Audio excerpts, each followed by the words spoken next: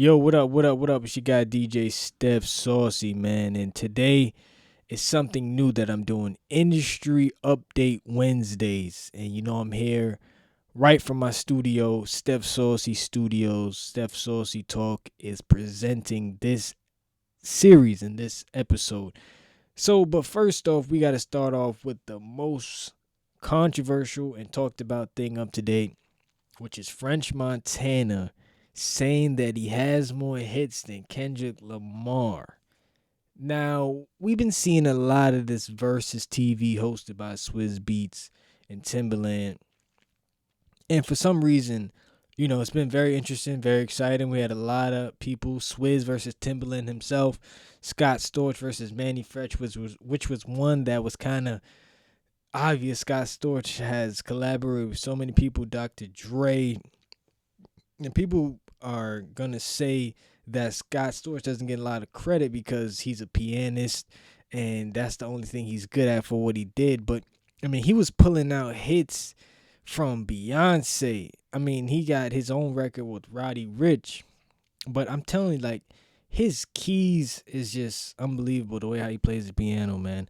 Of course, you got the Fat Joe record, you know what I'm saying, that everyone knows. It's one of the hottest records ever created in hip hop. You know what I'm saying? Lean Back. You already know what time it is. Bronx All Day, platinum record. That song was crazy. To the point where you got guys like Babyface and Teddy Riley going at it. And now I've been reviewing this, and it seems like a lot of people were pretty upset the way how, you know what I'm saying, Babyface and Teddy Riley set up their IG Live. These are old school guys. Of course, they don't know it too well, but these guys are making it like it's a concert. I didn't understand that. So that's it. But we got more verses coming up, and there's a lot of verses that could be started. We can look at Joe Budden versus Lloyd Banks. That was something that they talked about on their podcast. And also another battle that I would like to see is Ja Rule and 50 Cent. And I've been said this, and everyone's talking about it too. So why can't they put their beef aside and have this battle? That's what we want to see as a culture. You know what I'm saying?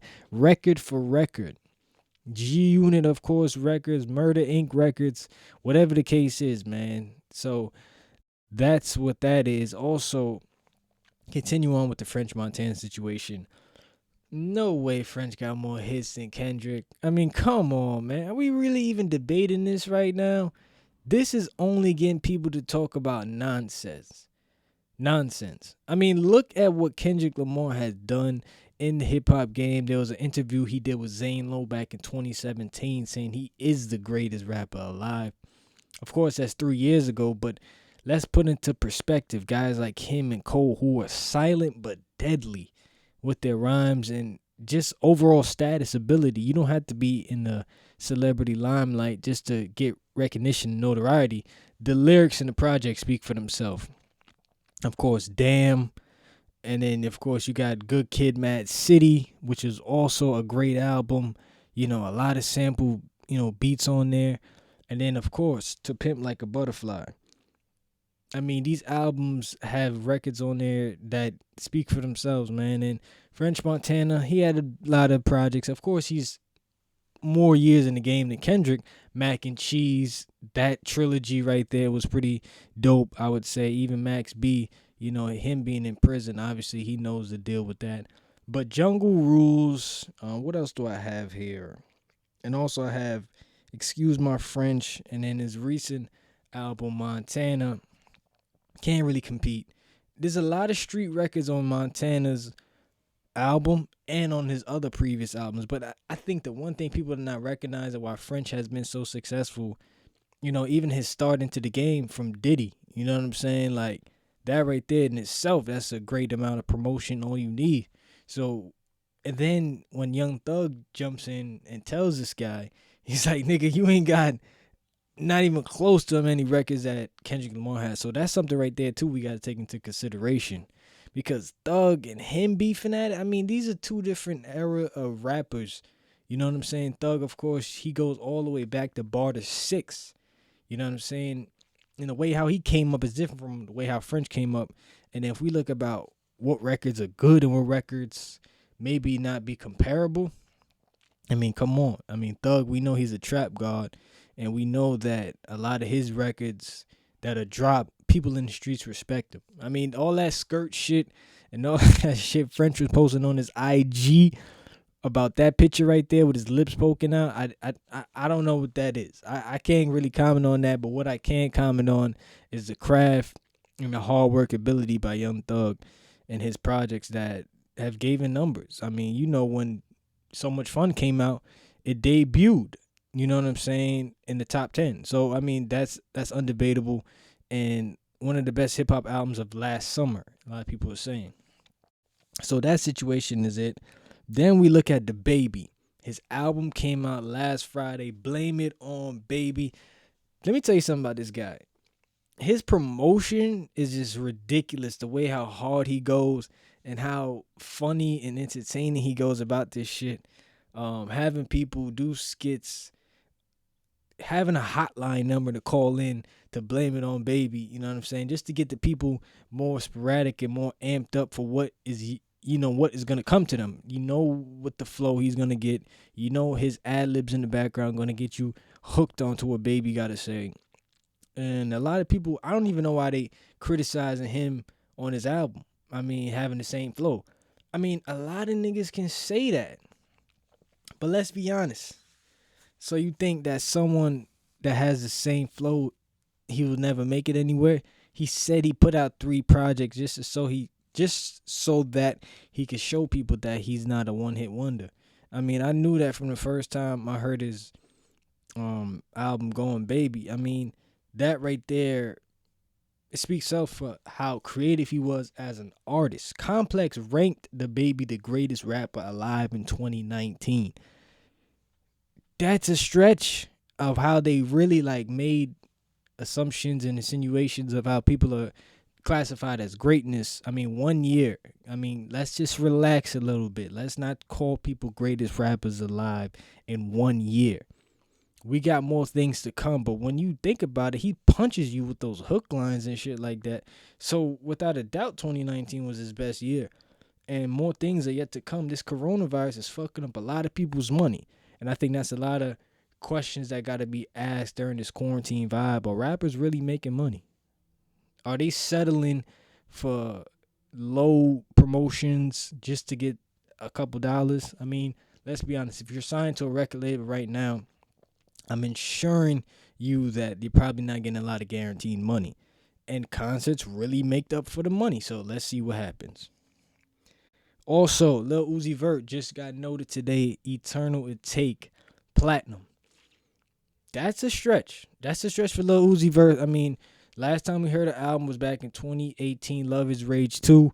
And maybe he was 17. It might have been a long time ago since last Uzi project came out. And that guy right there, man, let me tell you something about Uzi, man. Coming from his story, I couldn't catch on at first, but I started to read a lot.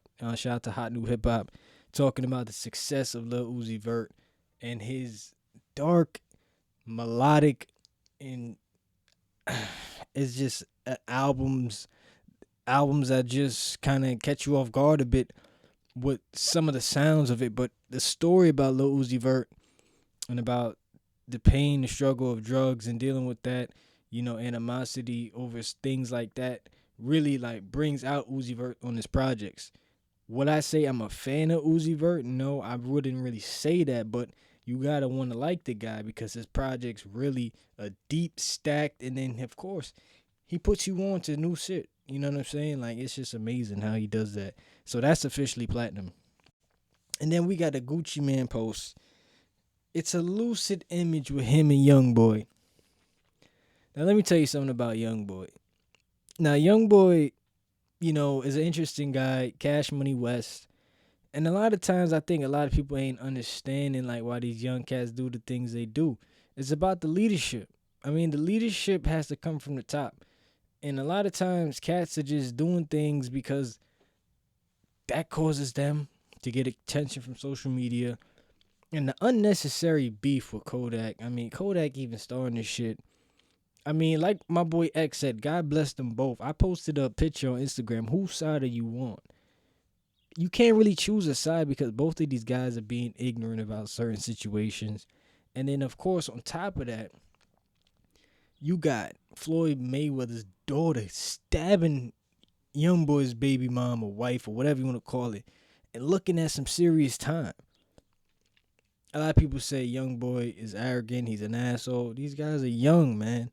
They really need to step up and really show that. So now is Gucci Man dissing um Kodak and 6ix9ine? Let's be honest, those two names that I just mentioned right there are cats in the game that still haven't figured it out. And what I mean by that is figuring out society as something as important. You can't just go out there and do stupid shit and expect to not get away with it. Now, 6ix9ine snitching on people because he had to in order for him to not get killed, his family killed. We get that part. But 6ix9ine, the image, the brand as a whole is what we still don't get to this day. Now that he's out because of this coronavirus, projects are going to drop. He's going to be a hitman. How long is he going to live? We don't know. So Gucci Man being the OG of the game back then when he had beef with Jeezy and shot one of Jeezy's men, and that's why he went to jail. Now I guess he's trying to support Youngboy in that sense of sticking up for what Youngboy stood for, going against Kodak Black. I think that's what it's all about. So that's your industry update. I am DJ Steph Saucy. Tune in to It's Saucy Wednesday nights, which is tonight at 10 p.m. to 12 a.m. on 90.3 WHPC. Available on the iHeartRadio app. Just know that, all right? We got plenty more of these coming up. So tune in, lock out. Saucy.